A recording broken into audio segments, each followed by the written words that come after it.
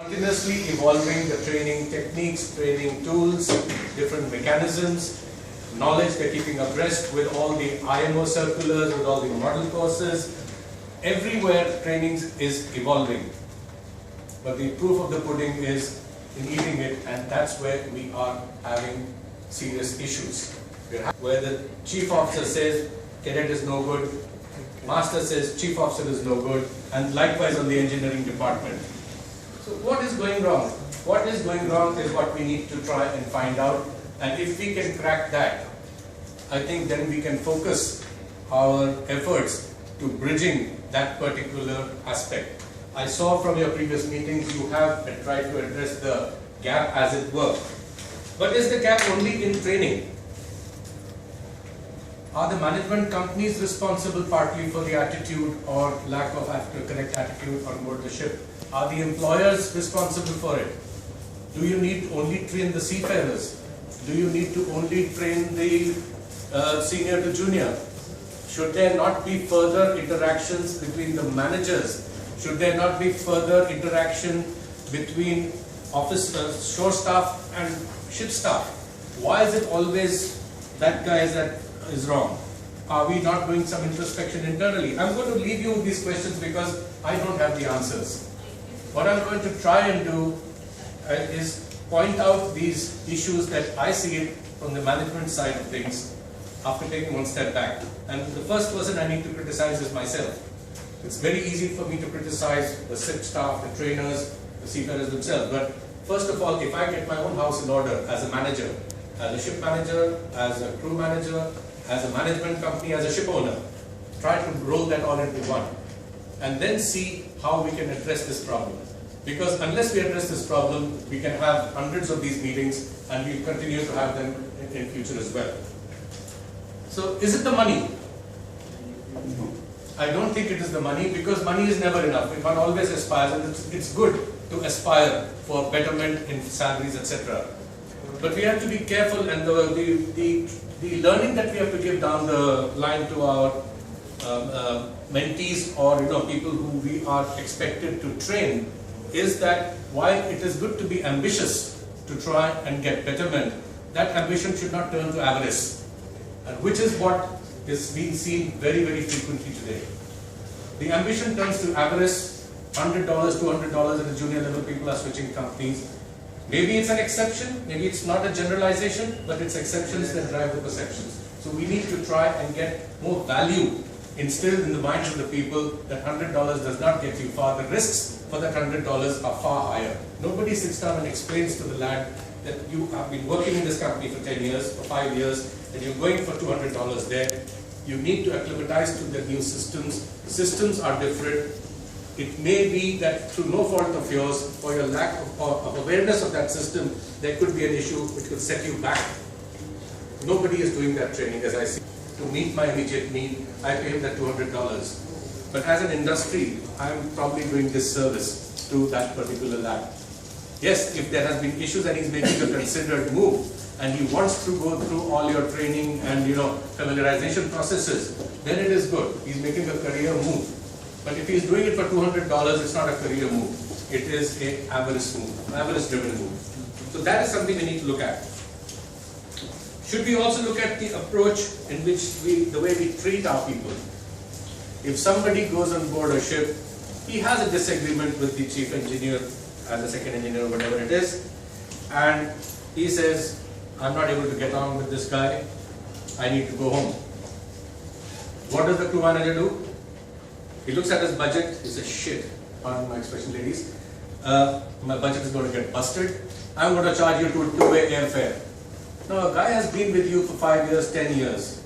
He's had a chemistry problem with his senior. We are not looking into the root cause as to why that difference is, disagreement is coming up between the junior and subordinate or senior and junior. We don't address that. Our immediate objective is to how do I cover my budget? Because if I relieve this guy in one time, how the hell am I going to cover the airfares and things like that? And if I am taking him off because the chief engineer has complained about him, chances are I'll have to give him severance pay. So it gets more driven by money rather than actually trying to address the problem. So these are things for management to look at, not necessarily the trainers forum here, but I think it's important that we are all joined up to identify what are the reasons where we find this performance gap. One of the other things that I have noted is the lack of professional pride. We see that there is a serious lack of professional pride today. I mean, looking at the people over here, I would say the average age here would be about 35, 40. So an average experience of 20 years or so. I mean, I'm adding to raise the level of the age. 20 years ago, if our, or 20 years or 30 years or whatever it was, at least most of us can say that, if our captain, when we were junior officers, said, Tandon, you don't know what the hell is going on, we would be so depressed and nervous. We would go and find the thing, what did I do? What happens today? Sala samajhta kya apne aap ko? Sab kuch usi ko malum hai kya? This is a reality that we are facing today. I have had video recordings and audio recordings of a conversation between a chief officer and a cadet. It was recorded by the cadet on a ship. The master had asked the cadet to lower empty lube oil drums into the boat and in return get some liquor. So the master, chief officer and cadet were involved. The cadet was asked to implement it, and when it came up, you will be aghast with the kind of language that the cadet and chief officer were having. If I had been chief officer and my cadet had spoken to me like that, he would have been dead. He was using abusive language to the chief officer and getting away with it. The chief officer was using abusive language to the cadet, and they were having a shouting match in BCs and MCs. The point I'm trying, all three of them are out of the company, by the way. There was zero tolerance we had. We got rid of the master, we got rid of the chief officer and the cadet from the company. So the point I'm trying to make it, this is where discipline, this is where values have degraded. Maybe it's a one exception case. Maybe it's not happening everywhere. But it is that one exception that should make us aware, or alert us that we need to do something. There's something wrong in the way we are either allowing this thing to happen on board the ship, not taking action on it, because generally these things don't get reported. And who are the biggest ambassadors for us on board the ship? Our senior officers. So interaction between senior officers and the management is extremely important. Professional pride needs to be rejuvenated, because unless we get back to the professional pride that we have, and most of us still have it, I'm sure, because we would not want to be considered at par with what is going on today. What are we doing about it? That's the question for you guys. So what is it that we should do differently now? I mean, problems, I think we're all good at identifying the problems.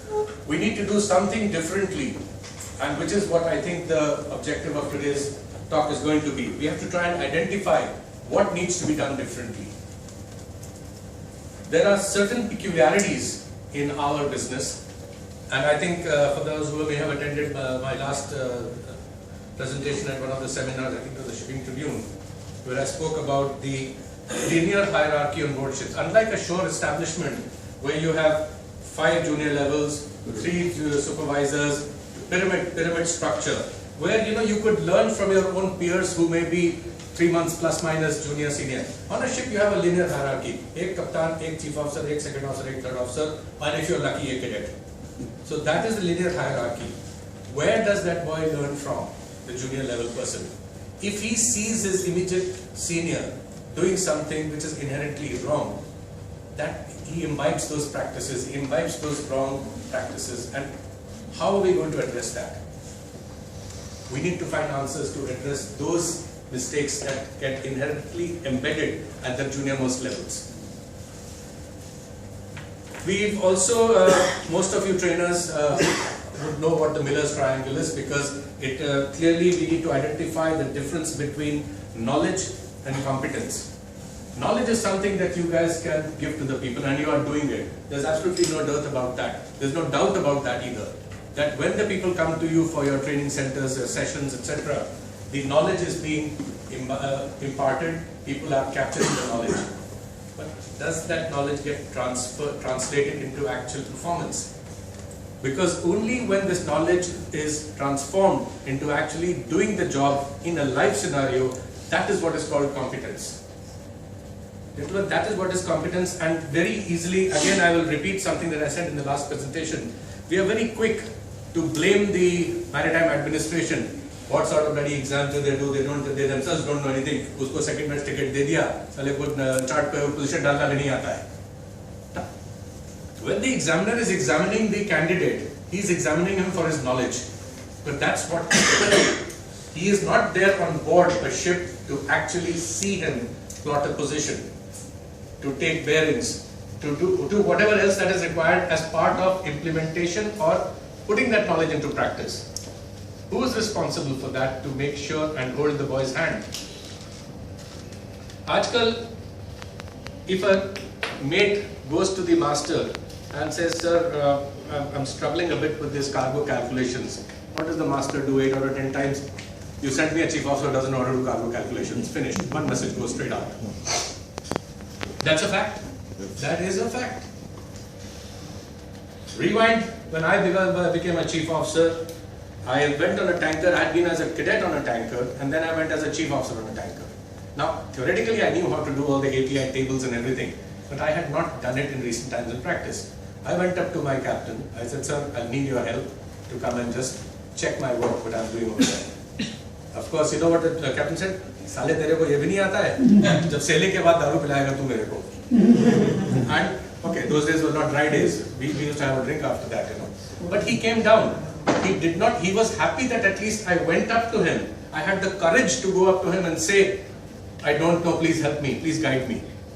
People are scared to do that today. Are our seniors instilling that kind of confidence amongst our subordinates that they have the courage to come up and ask?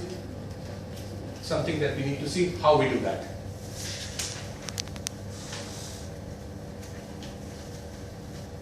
Last of all, the most fashionable word is attitude is kharab, you know. Now, attitude is a collection of all these various things: professional pride, knowledge, competence, respect, and ability to want to improve yourself. Today, nobody wants to improve his knowledge. He just said, "मेरे 8 महीने हो गए, मेरे को third officer से second officer कब बना रहे हो?" अरे तुमने, what have you done? Have you learned the job? Have you understudied the second mate? Have you stayed after midnight in your watch to ask the second mate how you do this, how you do that, how you do that? Whatever the case may be, in whichever rank you're talking about. That's not happening, but people only want to take it on without actually becoming robust in their position. How do we address that? That is the question. You know, recently at the IMO has adopted shipping indispensable to the world as the World Maritime Day theme for 2016. 90% of the world trade is carried on international shipping. We need to raise awareness of our profession and its role it plays in everyday lives. Now, it's perhaps slightly outside the scope of this Trainers Guild, but what are we doing to create awareness of our profession? One sailor lights a cigarette on an aircraft and it is news for 5 days for a safety thing. Not because you can't smoke on an aircraft. 20 years ago we used to travel, we used to smoke on aircraft. There were smoking areas outside the toilet near the pantries. They made a rule that no smoking on board, and that's what's happening today. One seafarer goes there, it's a seafarer by the way, and he's my seafarer, I have to admit with embarrassment. He's behind bars now. He wanted us to go and assist, we have said no. We have reported it to DG Shipping, we have reported it to the unions that he has violated the regulations and we are not going to help him. We will not provide any support. He has arrived in India, let the law take its course. We are going to set an example and of course we'll come out with our own actions on that. But the point I'm trying to make is our profession, maritime, nothing comes out in the press. There's no awareness about our profession. What do we need to do to create that awareness? Because unless that awareness is brought about, unless there is knowledge about what we do, how people get their televisions at home, how do they get their gas at home, how do they get their foodstuff at home, we will not be recognized. And once we are not recognized, we are not respected. And if we are not respected, individual self-respect for our profession will not get automatically imbibed as it does amongst other vocations. A Fauji today feels proud. He walks like this. Because you see everything about the forge is being put that they are defending the thing. I mean, the Fauj is no good if there is no food. We are bringing the food, we are bringing the utility items, we are bringing everything that we consume. Yet we are relegated into something like a third-grade profession. Where is our professional pride gone? For those of you who are ex-Dufferin over here, you might remember Mr. Kotwal. You know what he used to tell us? You buggers think you are cream of India? You are bloody shit of India. And I will make you cream of India before you pass out. And he used to actually do that, and he used to feel proud about it. Afterwards, he used to say, we are the cream of India. Of course, there was always another person next to that. You think you are cream, you are still shit. That's another story. No, the point I'm trying to make is, at that level, the lesson that was coming out, you were made to feel conscious that you are the cream of India. In whatever manner he did it. But he used to get that across. Are we doing that to our juniors? Are we making them feel professionally proud? Questions? Not necessarily for this audience, but definitely as an industry we need to capture these questions. What we can do in this audience is, some of these messages need to get translated and transferred to the seafaring population that comes through you guys. You guys have a big effect on them. A lot of the seafarers still have respect for their Gurujans, as you have called it, rightly so. And this is the forum where you can try and imbibe these kind of values. This value addition is very important, because unless the mindset changes, we can have as many of these training sessions, we are not going to get much headway.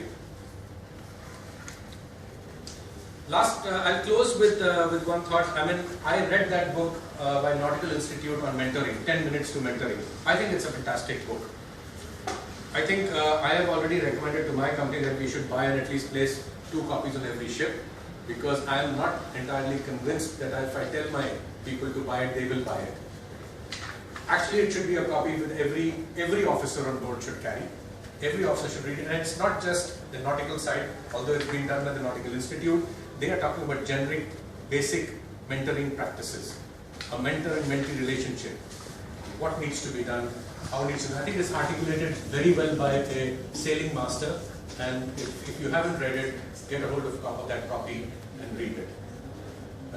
With that, I think I'll let the proceedings go on, because there are more learned people on training over here. And thank you for the opportunity for me to come and speak.